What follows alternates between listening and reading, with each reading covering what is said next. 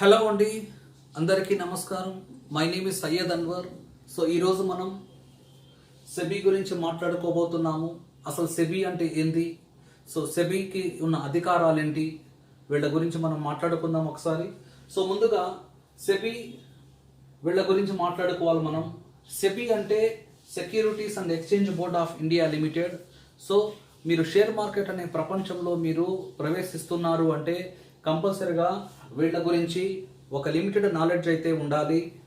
Okay, so SEBI అంటే securities and exchange board of India limited. అసలు సెబీని ఎవరు స్థాపించారు, ఎందుకు స్థాపించారు, ఎప్పుడు స్థాపించారు అనేది వెరీ ఇంపార్టెంట్. ఎప్పుడు అంటే 30th జనవరి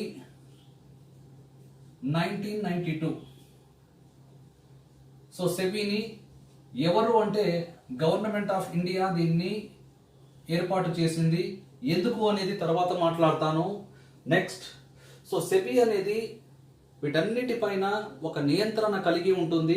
వీటిపైన స్టాక్ ఎక్స్చేంజెస్ మీద, బ్రోకర్స్ మీద, మ్యూచువల్ ఫండ్స్ మీద, డిపాజిటరీస్ మీద, డిపాజిటరీ పార్టిసిపెంట్స్ మీద, ఎఫ్ఐఐస్ మీద, ప్రైమరీ మార్కెట్ మరియు సెకండరీ మార్కెట్. సో ముందుగా మీరు షేర్స్ కొనాలి అంటే మీకున్న వేసు రెండు వేస్ ఉన్నాయి. ఒకటి ప్రైమరీ మార్కెట్, రెండోది సెకండరీ మార్కెట్. ఈ మార్కెట్లలో మీరు షేర్స్ కొనాలి అంటే ముందుగా మీకు కావాల్సింది ఒక డీమ్యాట్ అకౌంట్ అనేది కావాలి. సో డీమ్యాట్ అకౌంట్ అంటే డిమెటీరియలైజ్డ్ అకౌంట్. సో ఇంతకు ముందు షేర్స్ కొన్న తర్వాత సర్టిఫికెట్ల రూపంలో ఇష్యూ అయ్యేవి. ఇప్పుడు షేర్లు కొంటే మీకు ఎటువంటి సర్టిఫికెట్లు అనేది ఉండవు. ఓన్లీ అవి ఎలక్ట్రానిక్ ఫామ్లో మాత్రమే ఇవ్వబడతాయి. సో ఇక డీమ్యాట్ అకౌంట్ ఓపెన్ చేయడానికి ముందుగా మీరు ఒక డిపిని కాంటాక్ట్ అవ్వాలి. ఇక డిపి అంటే డిపాజిటరీ పార్టిసిపెంట్. సో ఎవరి డిపిస్ అంటే చూద్దాం ఒకసారి. ఎస్పెషల్లీ సెబీ వద్ద రిజిస్టర్ అయిన డిపిని మాత్రమే మీరు కాంటాక్ట్ అవ్వాల్సి ఉంటుంది. సో ఈ డిపిని 2 కేటగిరీస్ గా నేను డివైడ్ చేయబోతున్నాను. ఫస్ట్ వన్ వచ్చి ట్రెడిషనల్ బ్రోకర్స్ అంటారు వీటిని. రెండో వచ్చి సెకండ్ కేటగిరీ వచ్చి డిస్కౌంట్ బ్రోకర్స్. సో కొన్ని ఎగ్జాంపుల్స్ తీసుకుందాం. ఇక్కడ ట్రెడిషనల్ బ్రోకర్స్ అంటే కొన్ని ఎగ్జాంపుల్స్ తీసుకుందాము. So for example HDFC bank, next Kotak Mahindra bank, next Axis, next SBI, next ICICI and so on. Okay, ఈ విధంగా లిస్టు రాసుకుంటూ పోతే లిస్టు చాలా పెద్దదిగానే ఉంది. కొన్ని బ్రోకరేజింగ్ కంపెనీస్ కూడా ఇంట్రొడ్యూస్ చేస్తున్నాను. ఒకటి మోతీలాల్ ఓస్వాల్, రెండోది ఈడిల్ వైజ్, నెక్స్ట్ ఏంజల్ బ్రోకింగ్. ఈ విధంగా వీళ్ళందరూ ఏ కేటగిరీలో వస్తారంటే ట్రెడిషనల్ బ్రోకర్స్ కేటగిరీలో వస్తారు. సర్వీస్ చాలా బాగా ఉంటుంది. At the same time service charges కూడా చాలా బాగా వసూలు చేస్తారు. నెక్స్ట్ డిస్కౌంటెడ్ బ్రోకర్స్, ఆ పేరులోనే ఉంది డిస్కౌంట్. సో వీళ్ళు డిస్కౌంట్ ఆఫర్ చేస్తున్నారు. వీళ్ళు ఎవరో ఒకసారి చూద్దాం మనం. డిస్కౌంటెడ్ బ్రోకర్స్ కింద వచ్చేది జీరోదా. సో ఈ మధ్య కొంచెం పేరు ఎక్కువగా వినిపిస్తుంది అప్స్టాక్ గురించి. మీరు జస్ట్ అబ్జర్వ్ చేయమని చెప్తున్నాను. ఈ విధంగా చూసుకుంటే మనకి సెబీ వద్ద రిజిస్టర్ అయిన డిపాజిటరీ పార్టిసిపెంట్ టోటల్ గా మోర్ దాన్ 800 ప్లస్ ఉన్నాయి. సో ఈ జస్ట్ క్యాజువల్ గా నేను రాస్తున్నాము, మనం డిస్కస్ చేస్తున్నాం అంతవరకే. వీటిల్లోనే మీరు డీమ్యాట్ అకౌంట్ ఓపెన్ చేయాలని ఏం లేదు. ఒకవేళ మీరు డీమ్యాట్ అకౌంట్ ఓపెన్ చేయాలంటే ఏదైనా బ్రాంచ్కి వెళ్ళి మీరు డైరెక్ట్గా నేను డీమ్యాట్ అకౌంట్ ఓపెన్ చేయాలనుకుంటే వితిన్ 5 minutes మీకు పూర్తి వివరాలు ఇచ్చి వీళ్ళు మీ చేత డీమ్యాట్ అకౌంట్ ఎలా ఓపెన్ చేయాలో మీకు గైడ్లైన్స్ ఇచ్చి మీ చేత ఓపెన్ చేపిస్తారు. సో ఎటువంటి సందేహం ఉన్నా మీరు డైరెక్ట్గా బ్రాంచ్ దగ్గరికి వెళ్ళి కాంటాక్ట్ అవ్వచ్చు. సో బ్రాంచెస్ని కానీ లేదా బ్రోకరేజింగ్ సంస్థలని డైరెక్ట్గా మీరు కాంటాక్ట్ అవ్వచ్చు. సో డిపిని సెలెక్ట్ చేసుకునేటప్పుడు you have to be very cautious.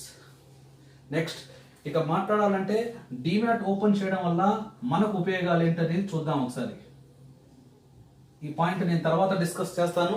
Demat వల్ల మనకున్న బెనిఫిట్స్ ఏంటి అనేది తర్వాత మాట్లాడదాం. నెక్స్ట్, డిపాజిటరీస్ గురించి మనం మాట్లాడబోతున్నాం. సో సెబీ వద్ద రిజిస్టర్ అయిన సెబీ వద్ద 2 డిపాజిటరీస్ ఉన్నాయి. ఒకటి ఎన్ఎస్డిఎల్, రెండవది వచ్చి సిడిఎస్ఎల్.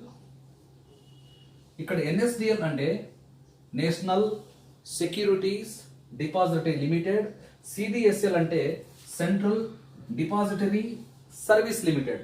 ఎన్ఎస్డిఎల్ అంటే అకౌంట్ నంబర్ ఈ విధంగా ఉంటుంది. ఫర్ ఎగ్జాంపుల్ నేను జనరల్ గా తీసుకున్నాను ఇక్కడ XY1234 అనేది. అంటే అకౌంట్ నెంబర్లో మీకు ఇంగ్లీష్ లెటర్స్ ఉంటాయి, డిజిట్స్ ఉంటాయి. ఓకే, ఇంగ్లీష్ లెటర్స్ ఉంటాయి, డిజిట్స్ ఉంటాయి. సో ఈ విధంగా ఇంగ్లీష్ లెటర్స్ డిజిట్స్ రెండు మిక్స్ అయి ఉంటే అది ఎన్ఎస్డిఎల్ అకౌంట్ కింద మనం ఎన్ఎస్డిఎల్ అకౌంట్ కింద గుర్తించవచ్చు. ఇక్కడ పోతే సిడిఎస్ఎల్ అంటే చూడండి, సిడిఎస్ఎల్ అంటే మీకు అకౌంట్ నంబర్లో డైరెక్ట్గా 16 డిజిట్స్ అనేవి ఉంటాయి. 16 డిజిట్స్ ఉన్న అకౌంట్ నంబర్ మీ దగ్గర ఉంది అంటే it is consider as a CDSL అకౌంట్గా దీనిగా మనం గుర్తించవచ్చు. ఇకపోతే నెక్స్ట్ మ్యూచువల్ ఫండ్స్ గురించి మాట్లాడాలి. ముందుగా మనం ఎఫ్ఐఐస్ గురించి మాట్లాడదాం. ఎఫ్ఐఐస్ అంటే ఫారెన్ ఇన్స్టిట్యూషనల్ ఇన్వెస్టర్స్. అంటే మనకి అవుట్ సైడ్ కంట్రీ వాళ్ళు కూడా మన ఇండియన్ మార్కెట్లో ఇన్వెస్ట్ చేస్తారు. వీళ్ళని కూడా సెబీ మార్గదర్శకాలు ఇస్తూ ఉంటుంది. ఓకే, అంటే ఏం లేదు, ఎటువంటి రూల్స్ ఫాలో అవ్వాలి, వాళ్ళ బిహేవియర్ ఎలా ఉండాలి.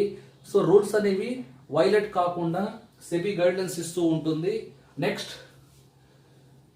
ముందుగా మనము స్టాక్ ఎక్స్చేంజెస్ గురించి మాట్లాడుకుందాం ఇక్కడ. సో స్టాక్ ఎక్స్చేంజెస్ అనేవి ఇండియన్ మార్కెట్లో ప్రధానంగా 2 స్టాక్ ఎక్స్చేంజెస్ అయితే ఉన్నాయి.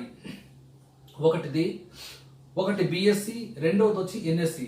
సో బిఎస్సి అంటే బాంబే స్టాక్ ఎక్స్చేంజ్, ఎన్ఎస్సి అంటే national stock exchange. So Bombay stock exchange ని 1875లో ఏర్పాటు చేశారు.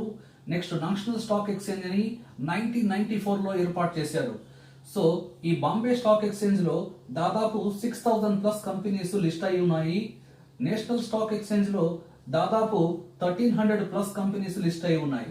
అంటే దాదాపు మీకు మీరు ఈ అప్రాక్సిమేట్లీ ఈ నంబర్స్ రాసా నేను. దాదాపు ఇన్ని కంపెనీస్ షేర్లలో మీరు ఏ కంపెనీ అయినా కొనొచ్చు. ఇకపోతే మార్కెట్ పెరుగుతుందా లేదా తగ్గుతుందా అనే దేన్ని బట్టి మనం డిసైడ్ అవుతామంటే ఇండెక్స్ గురించి మాట్లాడుకోవాలి. ఇక్కడ ఇండెక్స్ అంటే జాగ్రత్తగా వినాలి, తెలుగులో సూచి అంటాము. అంటే మార్కెట్ పెరుగుతూ ఉందా, మార్కెట్ తగ్గుతూ ఉందా, మార్కెట్ పాజిటివ్గా ఉందా, మార్కెట్ నెగిటివ్గా ఉందా, మార్కెట్ అనేది బులిష్ మార్కెటా, మార్కెట్ అనేది బెరిష్ మార్కెటా, బుల్ మార్కెట్ అంటాము, బేర్ మార్కెట్ అంటాము. సో దేన్ని బట్టి మనం డిసైడ్ చేసుకోవచ్చు అంటే ఈ ఇండెక్స్ బట్టి డిసైడ్ చేసుకోవచ్చు. సో బిఎస్సికి సంబంధించిన ఇండెక్స్ నేను ఇక్కడ రాస్తున్నాను. దాన్ని సెన్సెక్స్ అని చెప్పి ఇంట్రొడ్యూస్ చేశారు, సెన్సెక్స్. ఓకే, సో ఇక్కడ 6000+ కంపెనీస్ ఉన్నాయి కదా, వీటిలో టాప్ మోస్ట్ 30 కంపెనీస్ సెలెక్ట్ చేసుకొని టాప్ మోస్ట్ 30 కంపెనీస్ అంటే వాళ్ళ ట్రాక్ రికార్డ్ ప్రకారం, వాళ్ళ మార్కెట్ క్యాపిటలైజేషన్ ప్రకారం, వాళ్ళ బిహేవియరు, వాళ్ళున్న సెక్టార్స్ ప్రకారం, వాళ్ళున్న డిసిప్లిన్ ప్రకారం సో ఇక్కడ సెన్సెక్స్ 30ని ఏర్పాటు చేశారు. నెక్స్ట్ ఇక్కడ ఎన్ఎస్సిలో ఉన్న 1300+ కంపెనీస్ నుంచి ఒక టాప్ మోస్ట్ 50 కంపెనీస్ ని సెలెక్ట్ చేసుకొని నిఫ్టీ 50ని ఏర్పాటు చేశారు. ఓకే, విత్ డిఫరెంట్ సెక్టార్స్ తో నిఫ్టీ 50ని ఏర్పాటు చేశారు. సో సెన్సెక్స్ 30 దీన్నే సెన్సిటివ్ ఇండెక్స్ అంటారు. ఇకపోతే నిఫ్టీ 50కి S&P CNX నిఫ్టీ అని కూడా పిలుస్తారు. ఓకే, సో ఇకపోతే బ్రోకర్స్ గురించి పర్టికులర్ గా మనం మాట్లాడాల్సిన ఏం లేదు. సో బ్రోకర్ అనే తర్వాత నాకు గుర్తొచ్చిన పేరు మీకు చెప్తున్నాను. సో ఈ క్వశ్చన్ ముందుగా అడిగా నేను, సెబీని ఎందుకు ఏర్పాటు చేశారు అంటే ఒక బ్రోకర్ గురించి కంపల్సరీగా ఇక్కడ మాట్లాడుకోవాలి. హర్షద్ మెహతా స్కామ్ అంటే మీకు తప్పకుండా చాలా మందికి తెలిసే ఉంటుంది. హర్షద్ మెహతా అనే అతను 1954లో అతని డేట్ ఆఫ్ బర్త్ వచ్చి 1954. Okay, so date of death వచ్చి 2001. అంటే జస్ట్ అతను జీవించింది జస్ట్ 47 ఇయర్సే. ఎందువల్ల అంత తొందరగా చనిపోయాడు అంటే ముందుగా అతని గురించి చెప్పాలంటే ఈ హర్షద్ మెహతా అనే అతను ఇండియన్ స్టాక్ మార్కెట్లో వెల్ నోన్ బ్రోకర్ అన్నమాట. సో అతను ఒక స్కామ్ చేశాడు. ఆ స్కామ్ ద్వారా అతను కంప్లీట్ గా బలి పశువు అయ్యాడు. ఆ బలి పశువుతో అతను ప్రాణాలను పోగొట్టుకోవాల్సి వచ్చింది. ఇక్కడ బలి పశువు అని ఎందుకు అన్నాను అంటే నిప్పు లేనిది పొగ రాదు.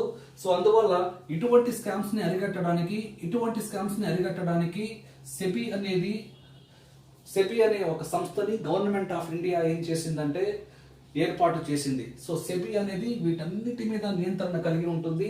తర్వాత మనం మాట్లాడుకోవాల్సింది, సరే ఒకవేళ సెబీ ఇంట్రొడ్యూస్ చేసిన తర్వాత స్కామ్స్ ఏమైనా జరగలేదు అంటే జరిగాయి.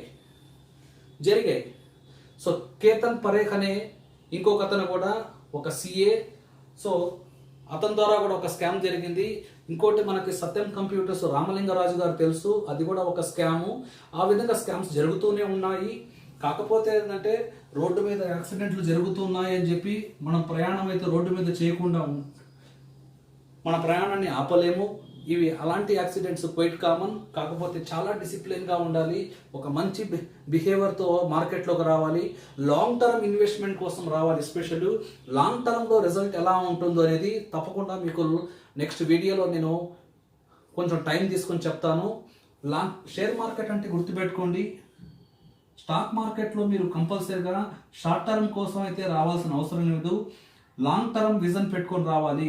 లాంగ్ టర్మ్ విజన్ పెట్టుకొని రండి, మంచి రాబడి ఉంది, మంచి రిటర్న్స్ అందుతాయి, మంచి ప్రాఫిట్స్ ఉన్నాయి, మంచి ప్లాట్ఫాము ఆర్థికంగా మీరు ఎదగడానికి. ఇంకోటి నెక్స్ట్ మ్యూచువల్ ఫండ్స్ గురించి మాట్లాడాలంటే ఇక్కడ మ్యూచువల్ ఫండ్స్ ఎవరికైతే షేర్ మార్కెట్ అంటే అవగాహన లేదో, ఒకవేళ అవగాహన ఉన్న సమయం లేదో అటువంటి వాళ్ళు రిస్క్ తీసుకోకుండా డిఫరెంట్ సెక్టార్స్ని ఎంచుకోవాలంటే కొంచెం కష్టంగా ఉంటుంది. కాబట్టి వీళ్ళందరూ మ్యూచువల్గా, పేరులోనే ఉంది మ్యూచువల్ అని చెప్పి, సో మ్యూచువల్గా కలిసి కట్టి వాళ్ళ లక్ష్యం ఒకటి ఆర్థికంగా ఎదగాలి, మంచి రాబడి తీసుకోవాలి అనే ఉద్దేశంతో మ్యూచువల్ ఫండ్స్లో పెట్టుబడి పెడతారు. ఇది చాలా పెద్ద సబ్జెక్టు. ఒకవేళ టైం అనేది పర్మిషన్ ఇస్తే ఫ్యూచర్లో మనం డెఫినెట్లీ దీని గురించి మాట్లాడదాం. రైట్. సో ఇకపోతే అన్ని పాయింట్స్ డిస్కస్ చేసాము. Last but not the least point వచ్చి ఇక్కడ డీమ్యాట్ అకౌంట్ గురించి ఉపయోగాలని చెప్పాను.